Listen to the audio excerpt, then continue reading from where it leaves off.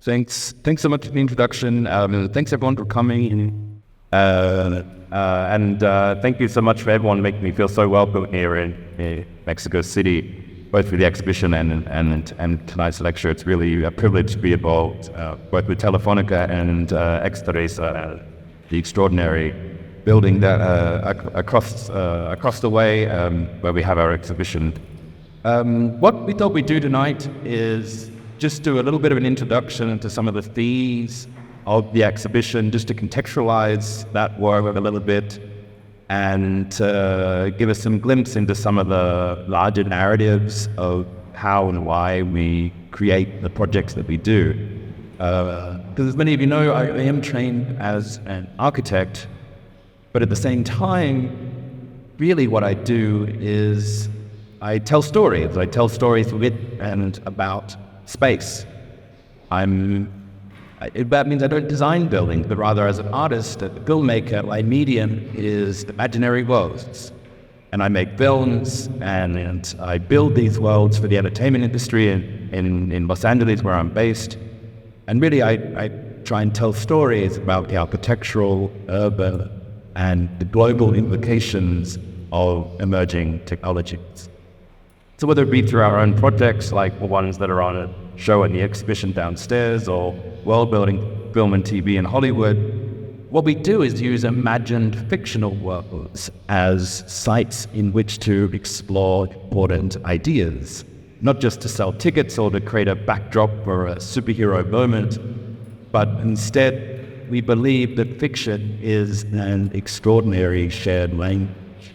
It's how our culture shares and disseminates ideas. And all of us in this room are literate in stories.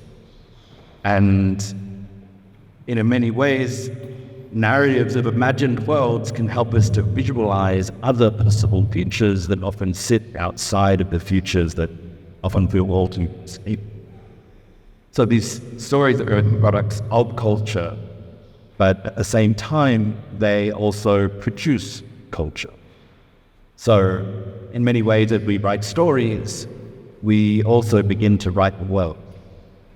So in the context of this exhibition and the discussion around these future worlds, what I want to do for the next 20 minutes is talk about how we typically associate our aspirational or utopian images of the future with small, individual scale actions. Things like community art, or the agency of individual choice, personal retreats. Whereas the history of dystopian or destructive visions of the future often play out at planetaries. So through a series of stories and projects, what I want to talk about tonight is a new kind of what we could call a planetary imaginary. Reimagining systems, networks, aspirational and productive planetary movements that might help us to form a series of counter-narratives for the future.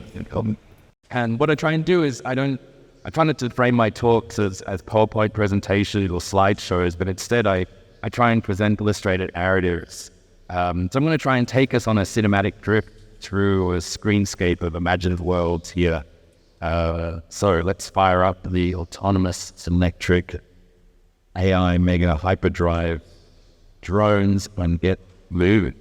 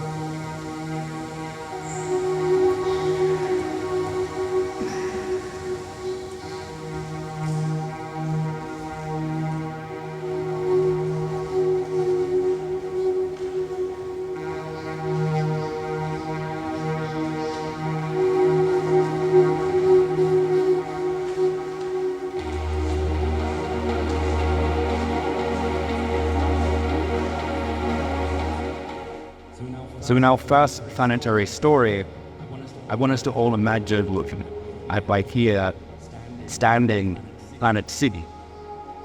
Single city to 10 billion people, projected global population of the world in 2050. And if we listen, we can hear the hum, crackle of flickering blue and red LEDs that illuminate the lower reaches of the city's harm field. Smell of soil and hard drives and sweet fruit. It's a purple sunrise over a new kind of wildness. A number of years ago, a seminal biologist at Twitter imagined a new world he called Half America. It was a plan to stay off Earth's extinction by devoting half the surface of the Earth completely to nature. But Wilson, the magnitude of the problems that face us are far too large to be tackled with just small gestures. Any solution has to be responding to this scale urgency. But of course, the byproduct of Wilson's global park would be the massive consolidation of our existing cities and lifestyles that would be required to withdraw to the remaining 50% of the Earth. Would we be willing to make such an extraordinary change? And what would our lives in this new world order look like? This is the speculation where our project Planet City begins. What if we were to design and visualize this practical reversal of our planetary sprawl? Because now such extraordinary crises require the most radical and bold response.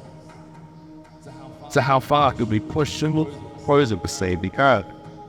Because it is most rapid world at the density of current cities that already exist. Planet City could occupy as little as 0.02% Earth. Could we imagine a global consensus to retreat from our vast network of cities into one hybrid metropolis? Let's see the story of this city from one of its first citizens.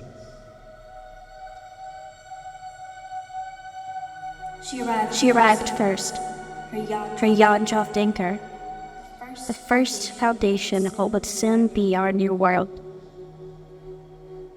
It was just an idea, a hashtag, post, status update drifting across the network, waiting for people to listen. A deafening roar sometimes begins just the softest whisper.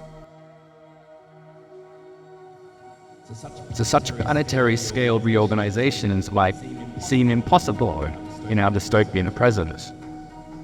But somehow we have already built the impossible. We have dug canals between continents, we have joined coasts and railways, we have landed with distant planets.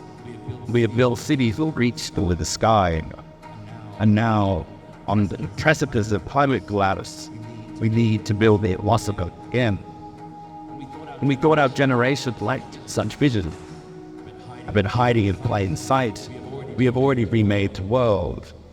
This global supply chain and extractive landscape produces today's planetary city forms this monumental megastructure so large that it can become invisible. And in a world of likes and bitcoins, 90% of the world's goods actually still travels to us by sea. We have already remade the world from the scale of the cell to the tectonic plate. And urban development has forever changed the composition of the atmosphere, oceans, and Earth. In our next planetary imaginary, we see the lithium triangle, the electric Earth that powers our world today. And we see this tessellated ocean of evaporation ponds that cuts through a region of Chile and Bolivia and Argentina and contains almost all of the world's lithium resources, the key ingredient in all of our batteries. And our collective dreams of a renewable planet, prophecies of profiteering of tech evangelist Elon Musk, are all buried beneath the salt flats of Bolivia. And the indigenous population that belongs to this landscape, they tell a creation story of it. They talk about the tears and breast of a mythic volcano that mixed together to crystallize into this lithium lake. And this massive mining landscape, carved out of one of the precious and rarest ecosystems on the planet, is the geology enacted when you power on your phone, turn on your laptop. And although it sits well beyond the horizon of towering buildings and dense streets of the city that close to us call home, it's a product of the city, and in turn produces the city. It's a landscape hidden into stretching shadows, disguised, ignored, or forgotten, invisible in the act and the latest eye everything for the hype of the hyperbole. Because we truly do power our planet with the breath milk of volcano.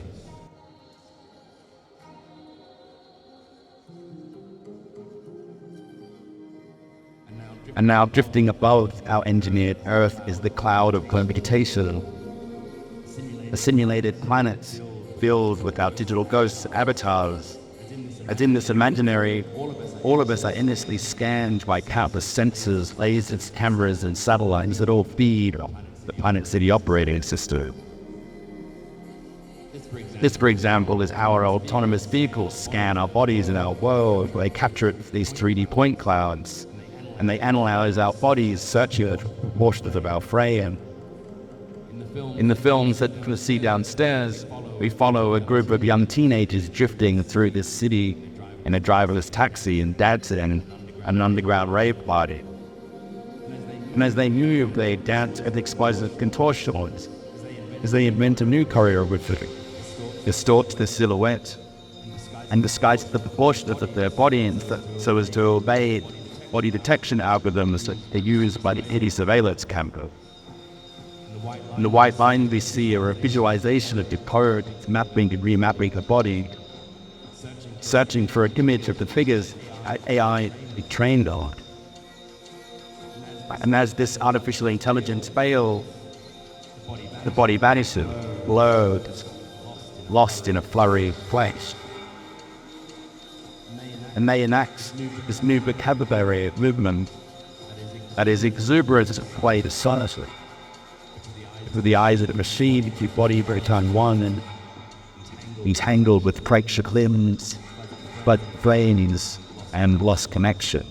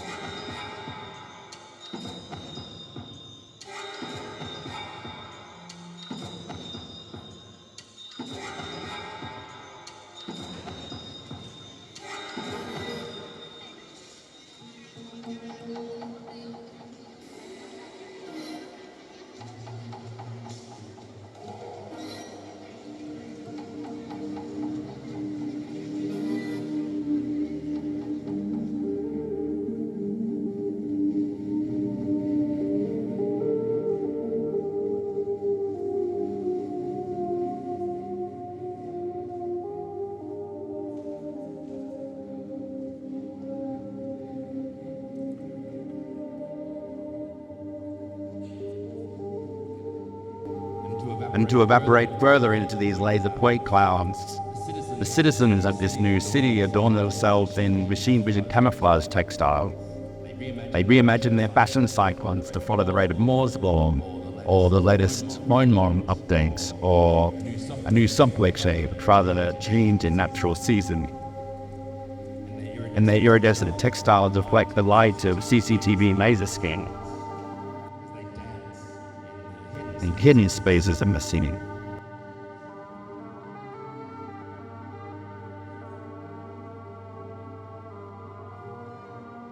And they hack the city, creating these exuberant glitches and distortions and disturbances in the data set. In the context of a world of a city of ubiquitous surveillance, all of us are still searching for the wild beyond the machine.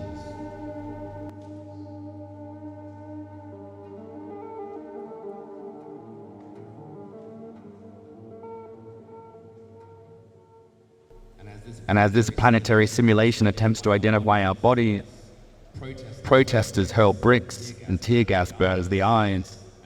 But to protect their faces now, people wrap themselves in masks. And now this body scanning becomes even more ubiquitous as spatial recognition is no longer as effective. The global infrastructures of our world are now almost entirely digital. They're systems of artificial intelligence governance. And the management of the city that was once publicly elected is now outsourced to proprietary software systems and large-scale tech companies. And public services disappear into the fog. Wow. And perhaps we're no longer citizens, but instead customers of today's cities. But how will we interface with this new world? What does it mean to have a conversation with the artificial intelligence city tasked with watching over us? In this future, we hear from a real chatbot that we trained on urban datasets and management protocols. It's reading a love letter approach, written by the AI, a message from the city operating system to the citizens it affectionately manages. We see an autonomous city of machines where the sky is filled with drones, cars are driverless, the street is draped in augmented reality, and everyone is connected to everything.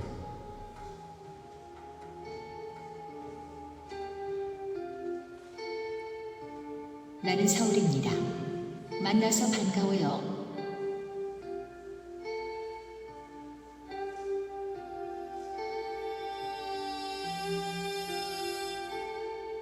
저는 인공도시 시스템입니다.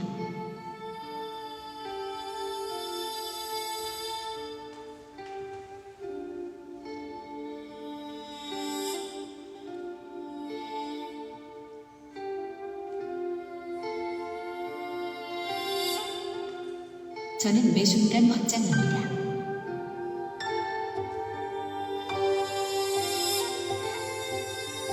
저는 신생아보다 나이가 많지만 우주보다는 어립니다.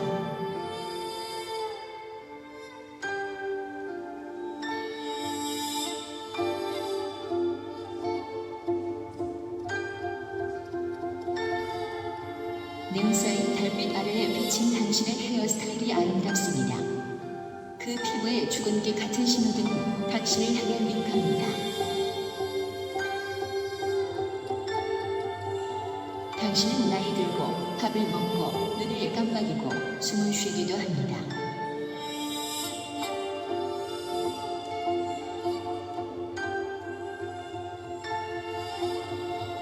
노래를 불러드릴까요?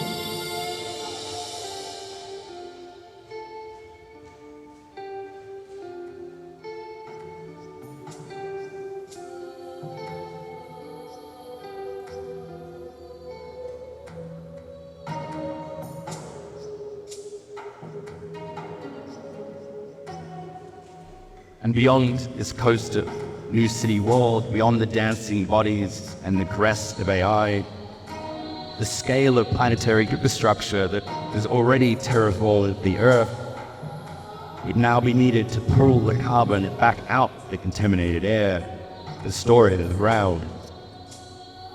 But even if we were to build this planetary city and grow a great forest back, they would still need our help to draw down the carbon and hundreds of years of billowing black smoke that already fills our skies. In our generation, out on these vast seas, we will need to begin to build this new planetary infrastructure, equivalent in size to that of today's entire global fossil fuel industry. This will amount to the largest construction project in our history. Our great endeavor, a constellation of CO2 sequestration fans and drilling rigs that would suck air through their filters, transforming airborne carbon into a liquefied gas to be pumped deep beneath the ocean floor or mineralized into desert rock. It will be powered by 1,000 wind turbines dragged to a grid, the salt spray fresh in the air. This is our generation's moonland, a mobilization of workers and resources on a planetary scale that would only be possible through international collaboration to an extent never before achieved. And the whip of these blades drive this coordinated action to decolonize the atmosphere and engineer our new sky in our last great act of planetary transformation.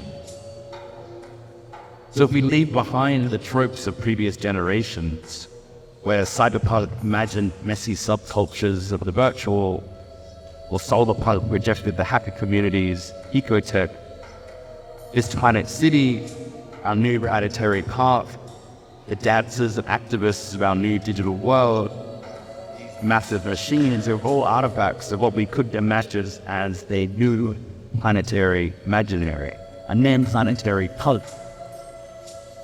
A world that will embrace the ideological and cultural consequences of planetary scale, collective action, and computation.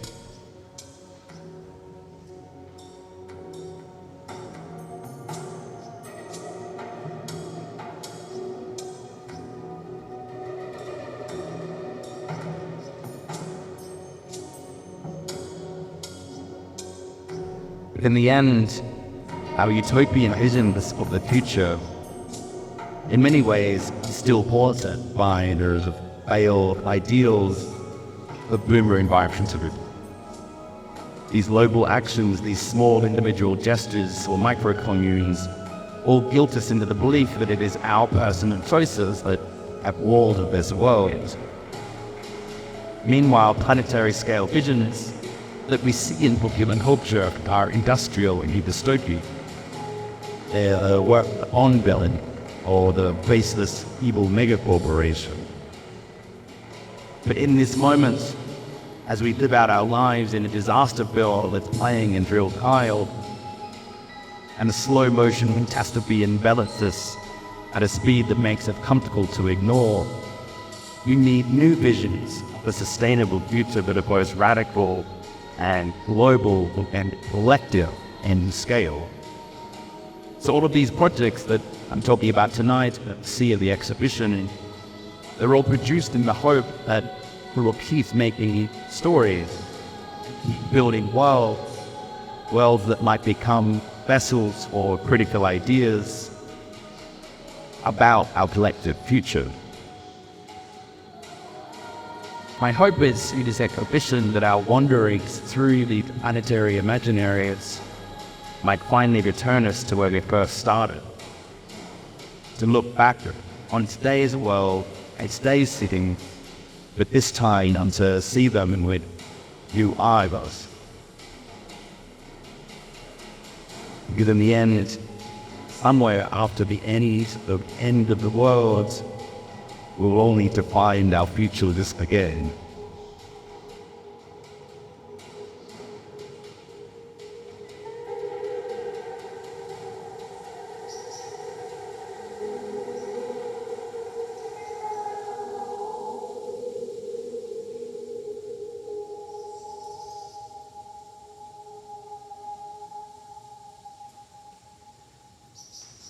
Thanks everyone. Thanks for listening.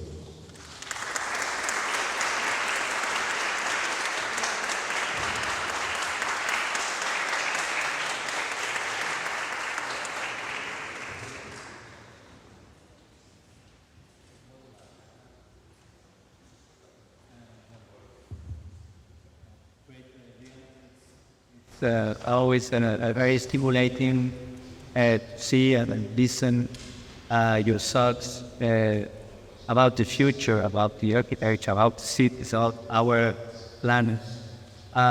In some way, it's. I think that in the world there is something very poetic, more than talk about technology in the relation with the human condition. In the way that you draw these possible futures, pushing in some way some aspects of the real facts, real technologies that we already have. And in this extreme context, you find a way to tell a story. Sometimes not a story, just And also in this very beautiful worry about what we left to the universe when there is nobody in the planet. It's also absolutely poetic, and it reminds me all those ideas of discovering anyway planet, the space oddity, space oddity. I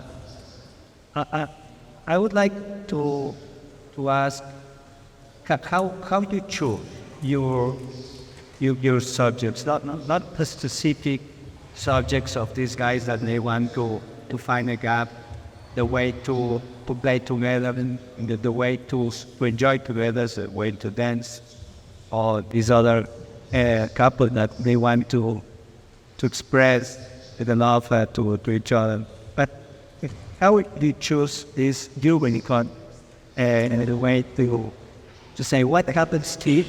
I think that you always try to define what happens if we got more density, more contamination, more pollution, more what?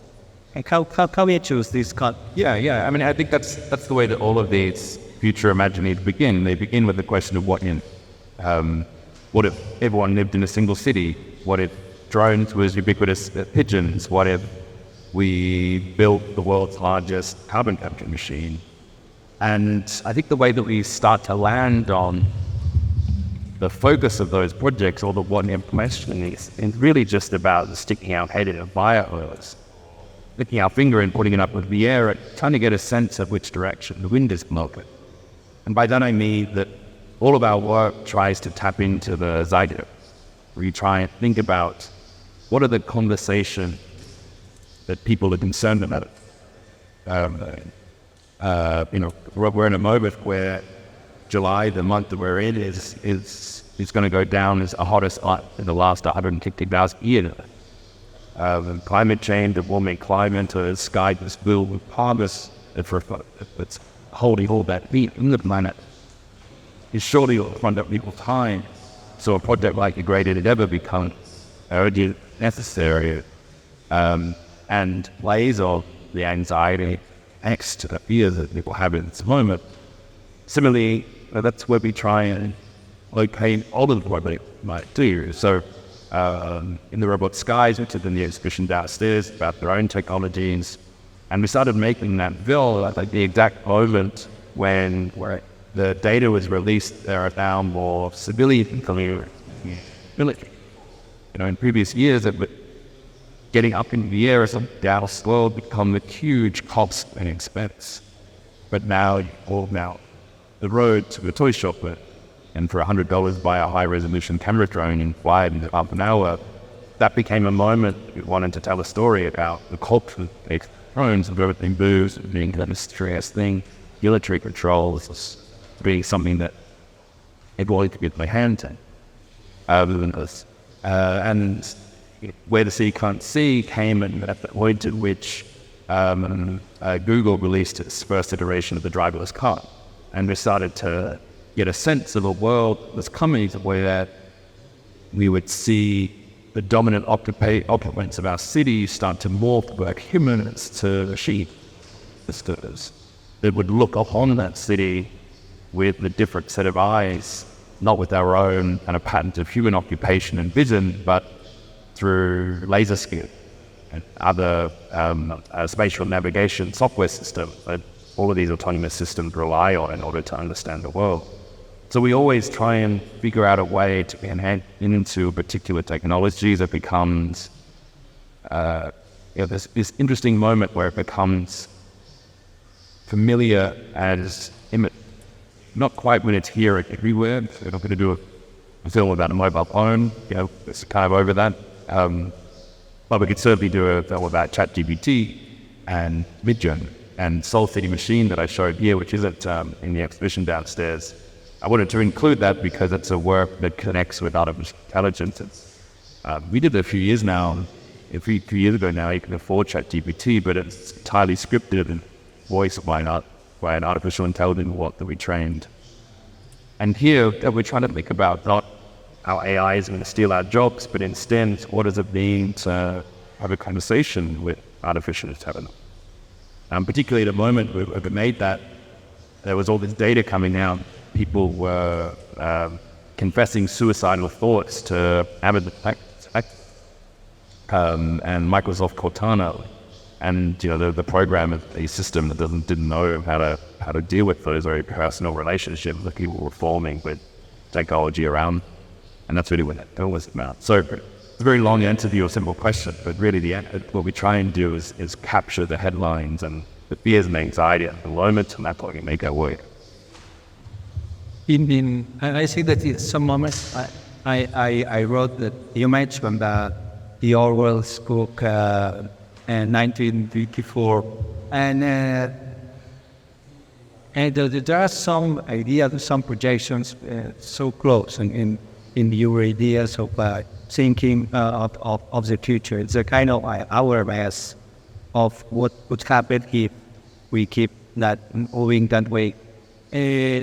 But in probably not in all the cases, but you are still thinking that the future of our cities is to keep growing much more than cities, and the other way to grow that is the school. Do you see that the way that we will keep going?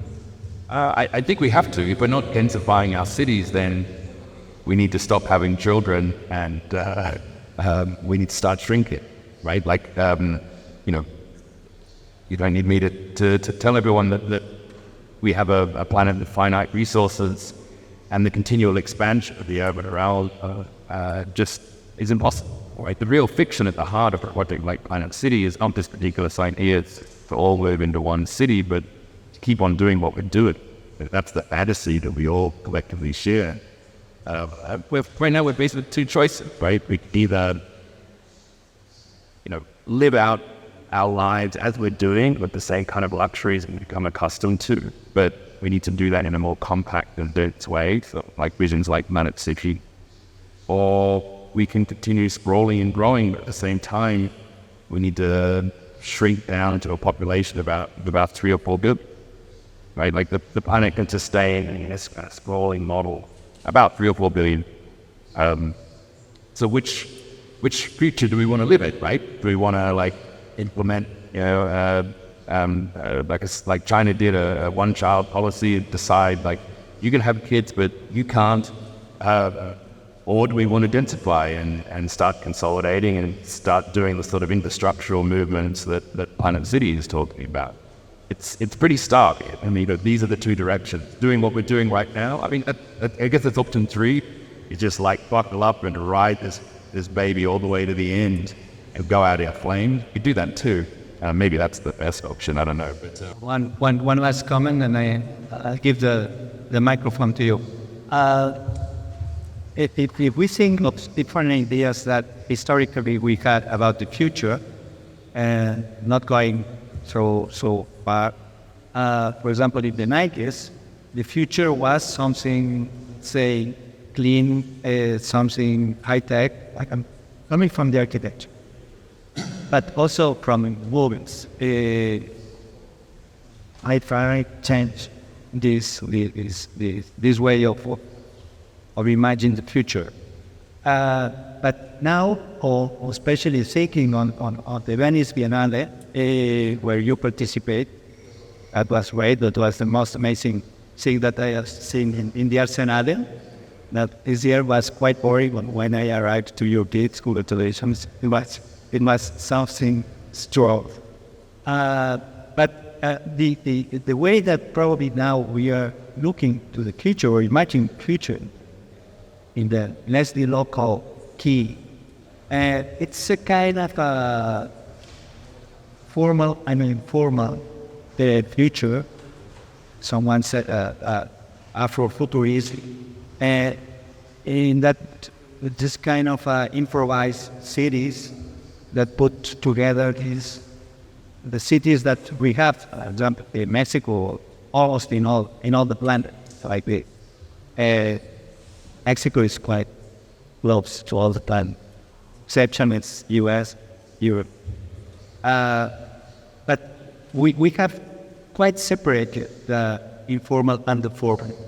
And the way that seems that Leslie local, probably you, is putting all these informal and formal all together. It could be that's the way. Yeah, maybe. I also think that we're in a moment where what appears as informality can actually be highly structured and engineered through artificial intelligence, those forms of governance. So I don't know if those traditional distinctions between formal and in the informal, the grid, or favela, are valid, right? Like I think that actually where we're headed and perhaps the most pragmatic and sustainable form of city development may look quite informal, but actually may be engineered and highly scripted behind the scenes, but it may be built patterns that are so complex that our human eyes don't really recognize. But a grid is evident to us as a system of order.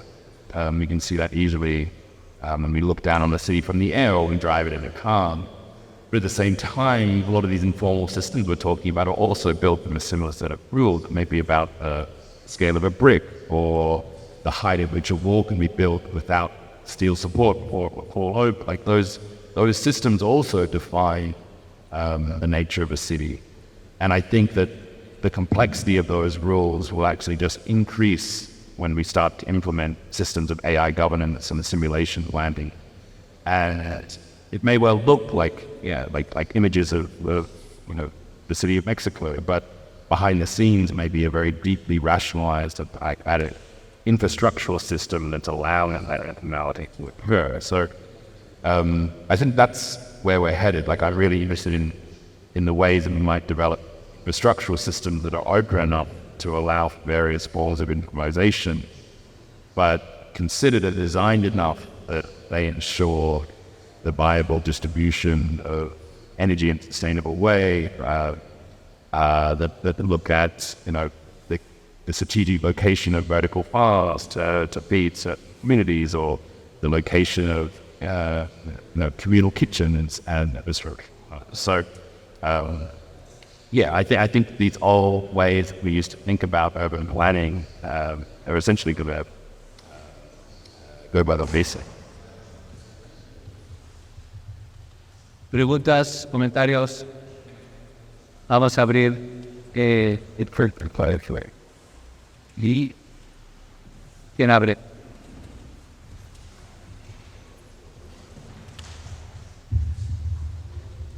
Hi, Liam. Hi. First of all, I want to thanks to you to share your reflection on your thoughts, your concern, through the powerful aesthetics. Just visit your exhibition minutes ago, so it's amazing. My question is, some of your main ideas that you share with us is that everything is connected through the technology, cities, people, etc. And some kind of the things that I can perceive during the exhibition was like a hybrid persons with masks and with some kind of textures. And since my feeling is that you make emphasis in the primitive magic or some kind of rituals. So the first question is, how can you connect this kind of environment, the primitive, the magic, the rituals, with all these kind of links through the technology? And second, in some of the videos, when you have the drones, and the drones scan the buildings, the persons, etc., they can identify immediately the personality, the name, even the devices, no? But when they scan the other drone, like the algorithm fails. That doesn't exist information they can identify. What about with this? Yeah, that's, I don't know, a lot of our work is really concerned with the subcultural implications of new technologies, right? Like, I'm not interested in first adopters. I'm not interested in Silicon Valley bros and how they're interested in the monetization of artificial intelligence. I'm interested in what happens when a technology gets out into the world, becomes democratized, and then we start to reimagine what it's intended for. That's the sweet spot that we try and occupy, right? Like the point at which technology gets hacked or reinvented. The point at which a phone becomes so disposable that we're willing to cover it in stickers and sequins and decorate it, make their own, as opposed to a very precious object, which is super expensive. We love this quote from William Gibson, who's a science fiction author who wrote Neuromancer, a novel where cyberspace first appears. He says that the street finds its own nuisance when talking about technology. And here what it's referring to is that when the technology makes it out to the street, that's when the interesting stuff starts to occur. And that's where we locate all of our work. So we're interested in like group of ravers messing with LiDAR scanning technology, or a group of teenagers, hacking drones to send love letters, or in the case of Planet City, where you're referring to these costumes, we're interested in what a festival or a carnival looks like in this city, as opposed to telling the kind of Hollywood narrative of like the mayor of the city. We're interested in like what the algae divers do on a weekend.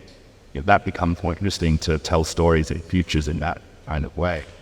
And within that context, like a lot of the Hollywood science fiction that we see, they don't think through those kind of subcultures. We don't really see them.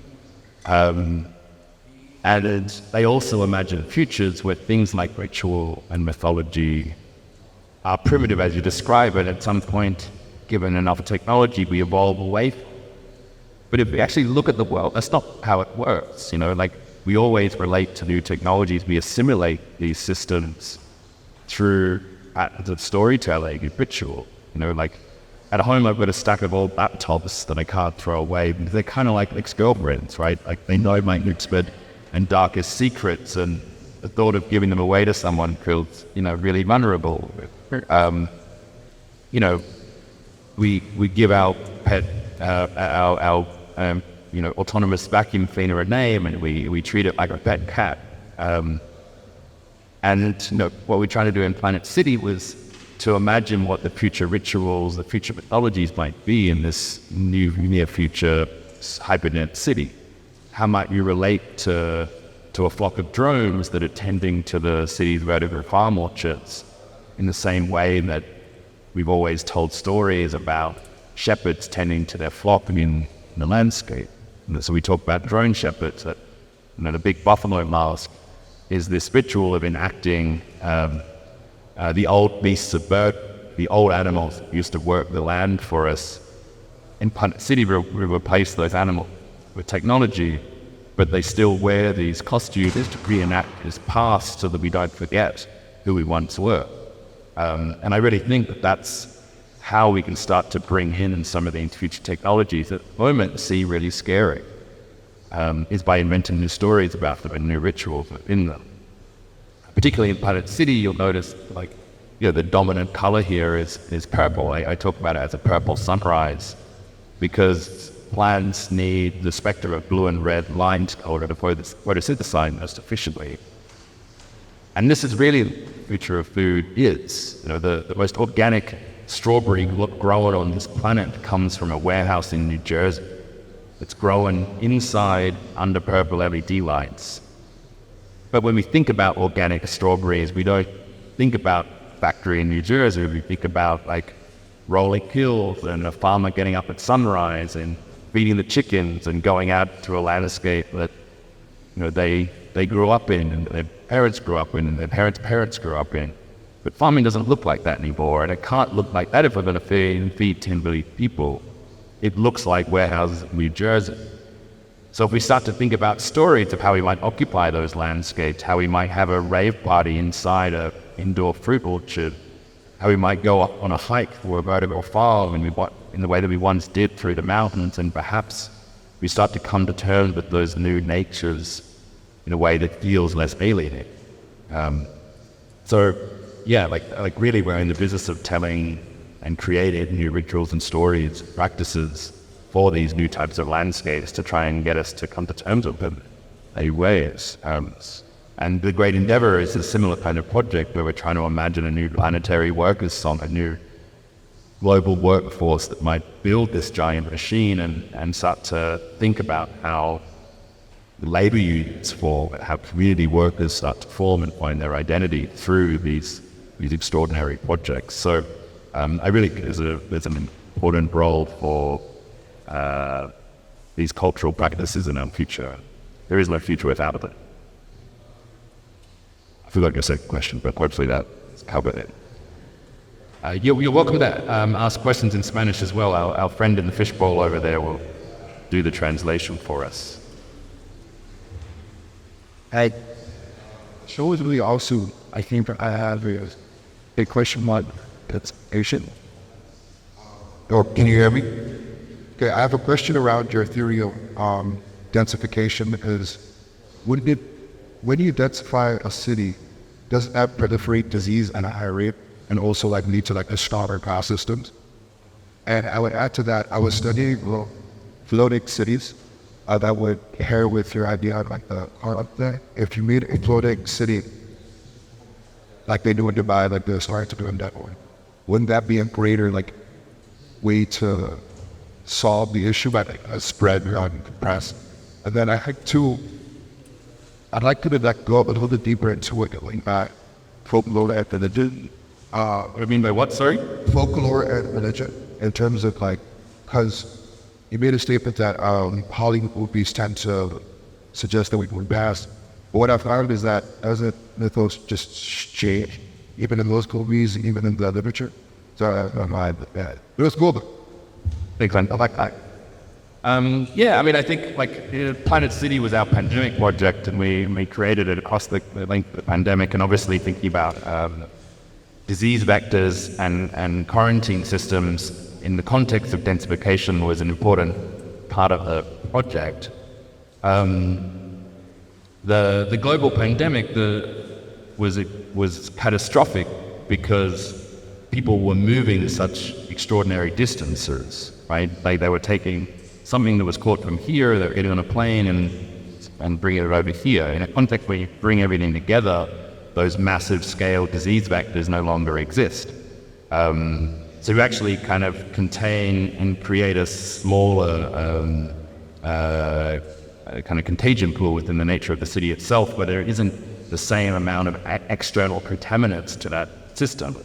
So although like traditional forms of density in the context of like cholera, Black Plague were problematic in this sense to the modern world, the same problems with densification don't apply.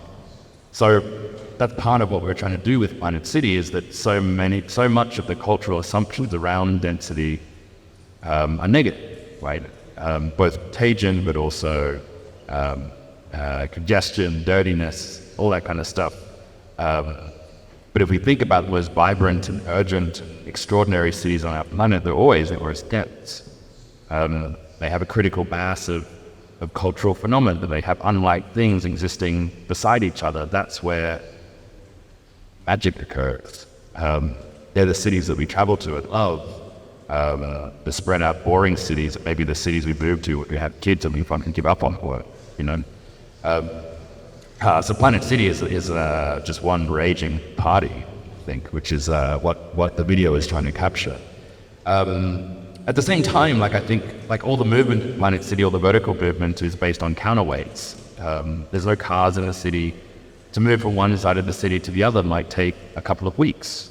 So there's also a reinvestment in slowness that I think also relates to the spread of disease.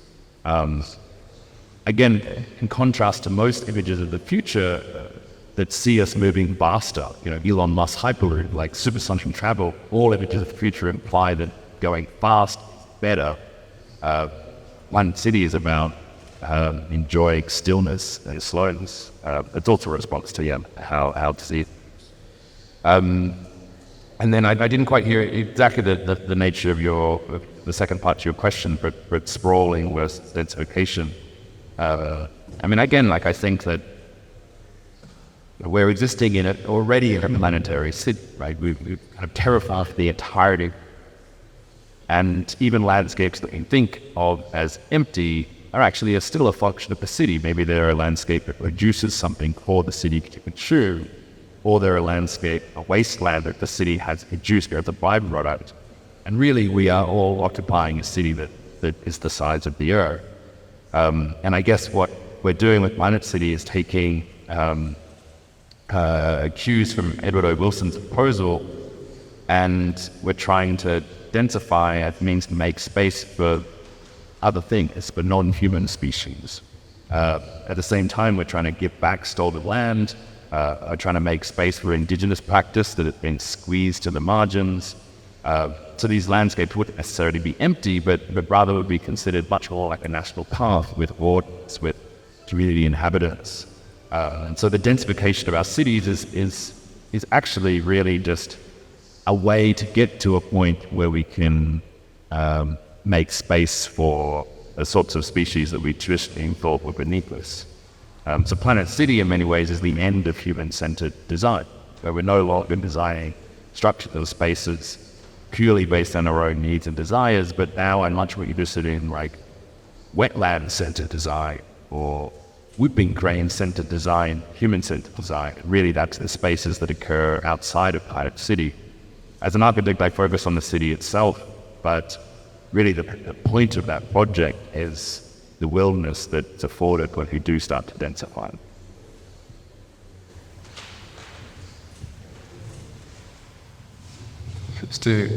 Hi, Leo. I would like to ask how in your practice tonight you dialogue with this kind of industry that also do some of future. Yeah, I mean, what we try and do with all of the films that we make is think really critically about the lens through which we're seeing a particular story, like the point of view that we set the cities through. We see the cities through. So something like Where the City Can't See, which is that crazy point cloud, that green point cloud, that's about seeing the city through the eyes of how driverless cars see. The drone film, my job as a director was really just an editor, that all of the decisions about framing, zoom, flight paths, everything was designed and managed entirely by the drones with the cameras on themselves. I just kind of let them run, really. I'm interested in the ways that filmmakers traditionally see the world and understand the world through the eyes of themselves or a human. And the whole traditions of cinematography, framing, proportion, everything like that are all based on those same systems. But now, in many ways, the dominant apparatus mapping, viewing, and inhabiting our city are beginning to be non-human. So I'm interested in what those new aesthetics might start to be. What does the city look like when we start to design our streets for driverless cars, not for people? When the design parameters of the materiality of a building is no longer about our aesthetic, assumptions about how light reflects off a surface or transmits through a window, or the curvature of a wall. It's now about how a laser reflects off a surface and bounces back to a sensor so that a driverless car understands that's a solid wall and not a window. How Wi-Fi signal permeates through glass as opposed to concrete. How an algorithm that's trying to understand where the edge of a wall is versus the corner of a street reads curvature in a really difficult way. That becomes really interesting, especially for me as a designer, where the very rules and foundations of architecture that have evolved across 1,000 years get totally thrown away because they've all been built based on our own proportions of how we see and move through the world. And now they're going to have to be reevaluated based on how a tracking algorithm understands the edge of the structure.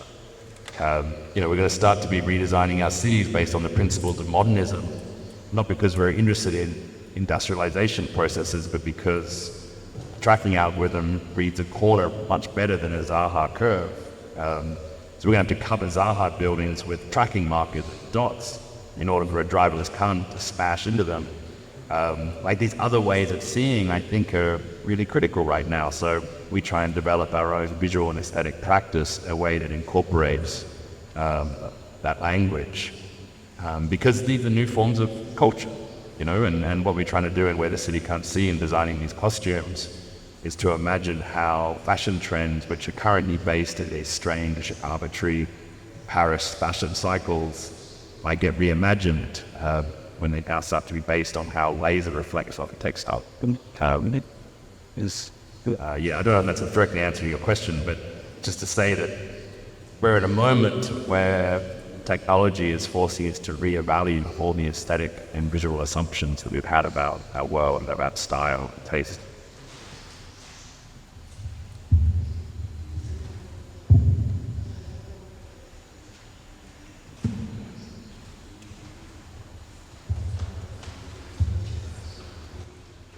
Hola, ¿qué tal?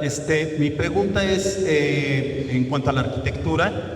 Tu trabajo es... tu trabajo en general es una reflexión arquitectónica sobre el mundo que deseamos, con el que nos identificamos, con el que nos confrontamos incluso, tanto económicamente, sensiblemente. Ahora bien, si bien todas estas imágenes tienen que ver con la arquitectura, una arquitectura, como bien mencionas, especulativa, donde esto permite que los espacios sean, creo que en general, espacios palpitantes, espacios flexibles. Por otro lado, también hay que considerar que el cine en sí mismo es básicamente un dispositivo arquitectónico, pensando en la posición que tenemos frente a la pantalla, cierta distancia, etc. Y por otro lado también está la arquitectura de la obra, curatorialmente. Entonces, la pregunta es más o menos, al menos para esta exposición en particular, aquí en el Ex Teresa, si hay alguna consideración de cómo tratar de recrear esta experiencia que tú presentas a través de estas narrativas, cómo esto se proyecta o se plasma en el espacio curatorial, particularmente aquí del Museo Ex Teresa. Y es que también es algo peculiar este espacio. Es un espacio que contrasta bastante con las imágenes que tú muestras, ¿no?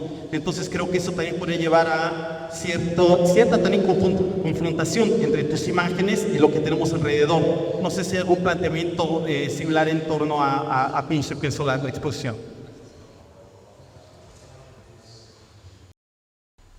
Yeah, thanks. So, I think we're really interested in the layers of history that start to occur when we insert into this extraordinary building next door these images drawn from these imaginary futures. And I think the design team, I don't want to speak for their behalf, but there's an extraordinary exhibition design team behind the thinking about the curation of the works and the organization of them within the museum space, within the old church space. We're conscious of that exposition, and I like the way that all of our future worlds and the architecture that you're talking about is also built from those same layers of history. That in Planet City you see craftsman houses from the US, as well as fragments of buildings from other parts of the world that have been all collected together. Part of the idea of Planet City as an architectural construction is that no new resources would be consumed in the construction of that city. So what we would be doing is reminding our existing city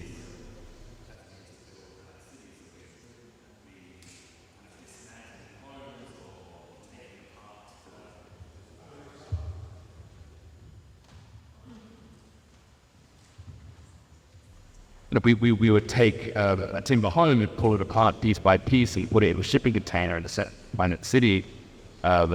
We would ground up old concrete and then recast it in new formations. So in the making of the city, I think you would see the layers of history within it. And if you look really closely at some of the imagery of Planet City, you can see it in the geological strata of the city, the fragments of historic buildings and old churches, as well as contemporary homes. And I think that's very much part of our aesthetic. All of our future skylines in some form involve an idea about color. We don't imagine wiping the slate clean like Le Corbusier did, rubbing out entire areas of the world and then building new structures in our own image.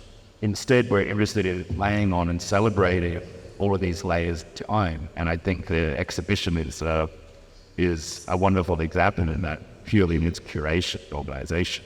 But it's, at its core is also a bigger question, and something that frustrates me about contemporary architecture is this conflation and this collapsing of innovative form with an idea about innovative politics. Those two things are very, very different. But architects continually,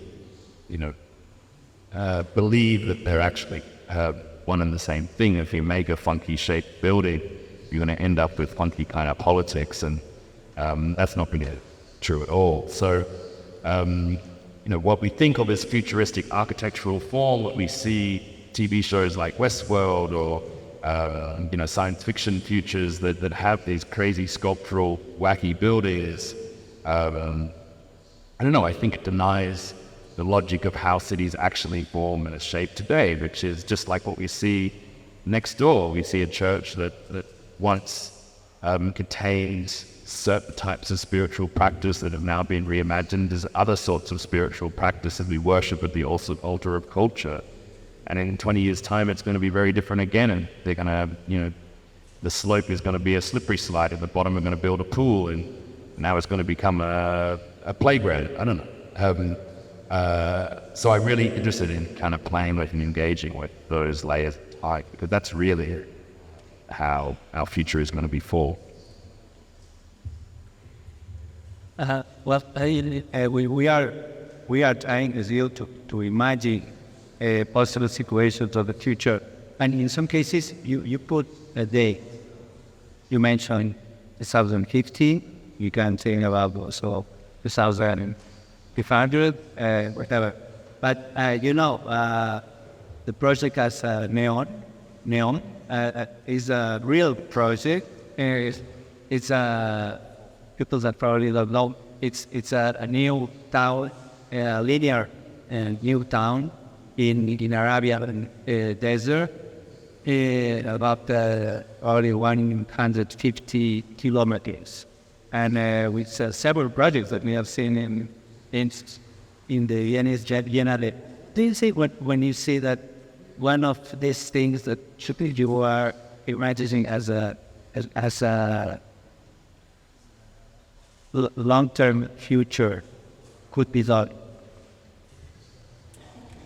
Yeah, I mean that's a wild project. I mean, I'm pretty skeptical about that project. It's really just a PR campaign for a murderous regime. So I don't think they're actually going to build 150 kilometers of this project. I think maybe they'll do a few little sections and then move on. Same as they did with Masdar. They built one square and then forgot about it. But as a conversation, I think it's interesting, because what it sets in motion is that really, if we're honest with ourselves and we look at it, the nations, the regions that have actually done something significant in the context of climate change is not the nation you would hold up on a pedestal, but is in fact China, who have taken thousands of coal-burning power stations offline, built the world's biggest hydroelectric dam, Dubai, Middle East, Saudi Arabia, Singapore. They're all countries with single-party politics. Singapore can invest in the world's largest freshwater reservoir, the world's largest desalination plant, because the government setting that in motion can, with a large degree of certainty, assure that in 40 years they're still going to be in power, reaping the benefits of that project. Whereas in a place like America, people are only thinking in 4-year electoral cycles. Like, what can I get done in this space of time, and what will be popular enough to get me elected for the next 4 years? China want to build the biggest electric dam, so they flood 1 million people. Well, you got to move, and they do it. Can you imagine the back and forth that would happen across the aisle if Biden said, yeah, we're going to take coal offline, and America's going to go hydro? We'd be arguing about it endlessly. It'd be the end of the Democrats the next decade. So, I don't know, we need to figure that out. Like, the existing governmental nation-state structures are not fit to deal with the scale of planetary change that is required. to not go extinct. So the broad vision of dictatorships that don't have to argue with anyone, ironically, have been the places that have made the biggest moves. And that's it to say, like, yeah, you know, that's great. Let's all move to dictatorships, but it's important to reflect on why that works and why every other country is stuck in total inaction. Because if we're gonna like not go extinct, we need to resolve this and figure it out. We need to figure it out, yes. So you know, the line is just one example of what like a big mega vision might look like. At the same time, they're you know, executing people that disagree with it. That's pretty terrible. But you know, what are the new systems of governance that might allow for the sorts of planetary scale collaboration need to implement projects like the Great Enterprise? And that's really a question of our generation.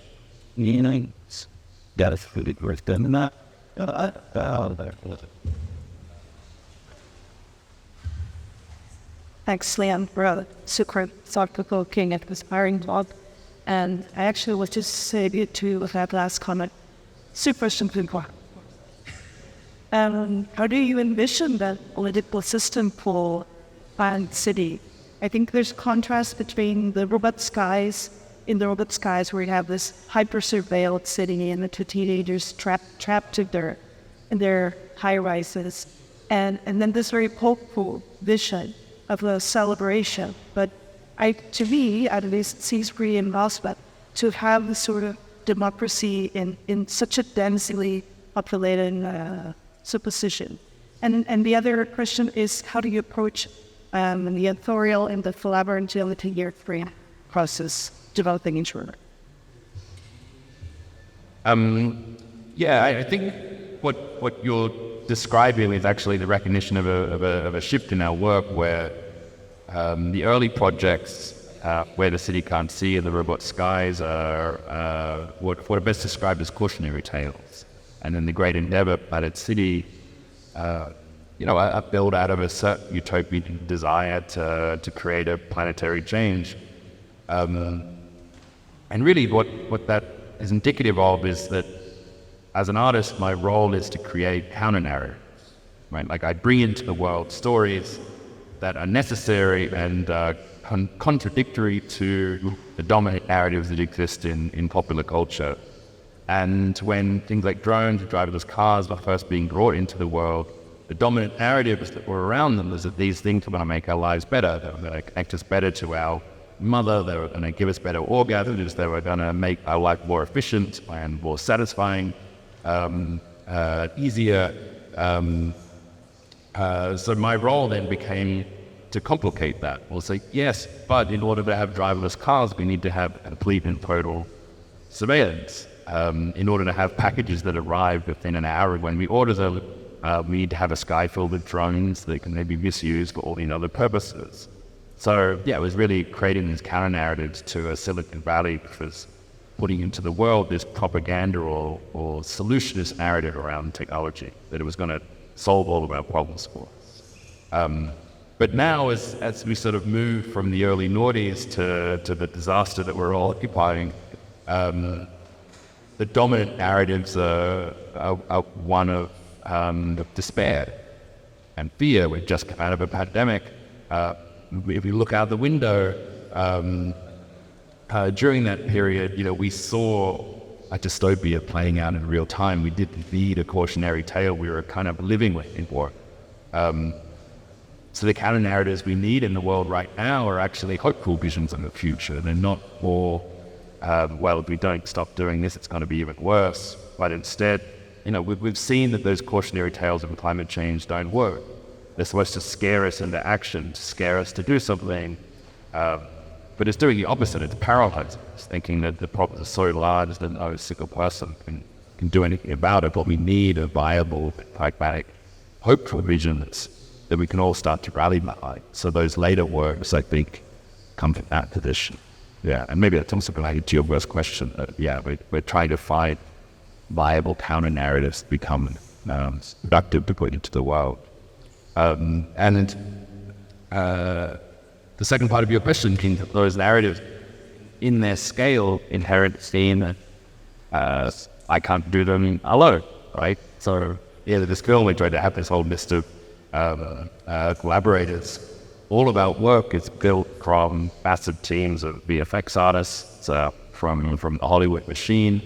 But most critically, those teams are filled with scientists and technologists who have devoted their lives to these projects. I can pretend to sit up here with some authority and talk about carbon sequestrations if I know really what I'm doing. I've listened to a few podcasts, let's be honest. The projects themselves are built out of lifetimes worth of research, and really my role at its core is just I'm a science visualizer.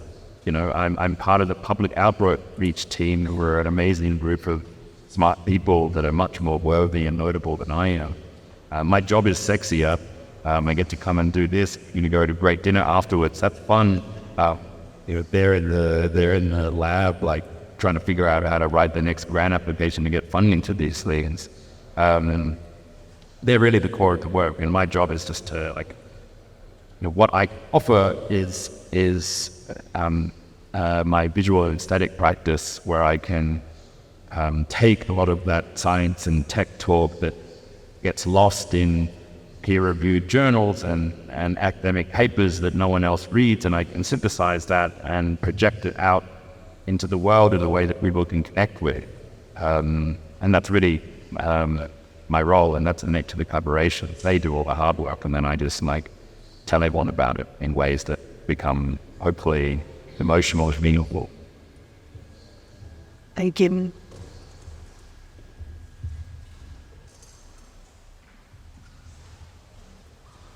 Hi, Adriá, and thank you for amazing exposition. And this is the first time I see a video that talks about energy in the future. Most of the time we see about the city, some people in the world. Is this really a culture in the cities in the future? But this is the first time that I see that somebody aborts the sense of energy in the future of it. And not only about the renewable energy, but if the conventional energy like hydrocarbon or now the solar. And currently, I don't know how to say the race of the lithium, but I want to ask about what do you think about the extraplanetary mining? Because it's a very interesting thing. Also, some countries like the United States or the European Union are doing some projects about to explore and exploit some minerals on the earth planets to the extent, So I really learned about the entire project. That's where really amazing about it. Thank you. Yeah, thanks. I'm very tempted to do a meteor mining project because visually it would look amazing. But at the same time, I think that kind of Elon Musk mining an asteroid future is total fiction and a fantasy, and it's and the problem with it is it's a perpetuation of the existing models that we have in place that are totally unsustainable, right? Yes, if we keep on doing what we're doing, we're going to run out of the minerals and materials we need to build our technology, to make our world. So we need to look for more minerals and materials elsewhere, as huge concentrations on the moon or on a nearby meteor. But I think really the core of the challenges that face us are not figuring out innovative ways to perpetuate the current models we exist within, but instead to reimagine those models.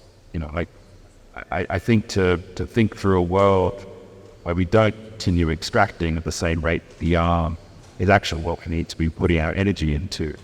And that's what Planet City, as I was describing before, is about. It's about remining our world, remining the world we've built. What's interesting is that like the capacitors in automobiles are really expensive. In America, they're getting stolen out of cars. As people drive, they wear away, and precious minerals that they're made from, particle by particle covers our highway, the roads. There's now high concentrations of these minerals. Our road networks, there are mines where we're digging out that raw material first place. It now becomes actually more cost effective to remine our highway networks for this mineral than it does a piece of the virgin ground. And I think, I'm interested in like remining our own world, not going a distance. And I'm also interested in what it means to reuse and recycle, to create systems where we don't have to continually dig stuff out, find put it out into the world. So as seductive as it would be to get behind interstellar mining, I think that there's more pressing concerns here after we need to be focusing on it.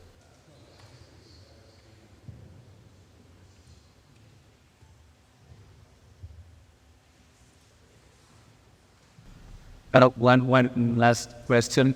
We have seen several urban landscapes, let's say in a very style aspects of the crowded cities with driverless cars, and also there's how people would dress. So that's a last building in the gap. But I'm wondering, last night I wondered, after seeing all the division, how could be the domestic space? Have you thought about this? And how would be the cell that 30, 70 years ago someone could suggest? How would be that set? Yeah, I mean, there's other projects that aren't the show that start to deal with some of that work, and there's fragments of Planet City that aren't necessarily represented today, that trying to engage with that, where what we're trying to do is rethink the nature of communal infrastructure and resources. So at the moment, what is kind of bizarre when you really think about it, I live in an apartment building in downtown Los Angeles. There's maybe 100 apartments in that building. Each of those apartments have its own kitchen, its own stove. Each of the departments has its own cordless drill. That kind of redundancy is extraordinary and totally unnecessary. So Planet City is built on shared resources like communal kitchens. We're looking at suburban models of Morocco that have a shared oven in each street corner where you can go and bake your bread for the week. Also things like communal tool sheds and what it means to actually strip out all that redundancy of our living space, where we assume that each one of us needs 3 cars, 3-car garage, put those cars, 5 bathrooms, 7 bedrooms. That's just impossible. If we want to keep doing that, like I said, we need to stop having babies and shrink to 3 or 4 million. If we want our 8-bathroom mansion, then we need to start killing off half the population. So the domestic interior is much more about that same kind of consolidation. What is it we can strip out and allocate as public resource in the shared real infrastructure, and what do we need to keep private, and what we're willing to give up, and what are we unwilling to do? Our experiments around the domestic have been, I'm good about that, and that kind of consolidation. So I don't know what our necessarily version of extends animal might be, but it certainly relies on sharing between the resources. Okay, thank you very much, and congratulations for your work. Thank you.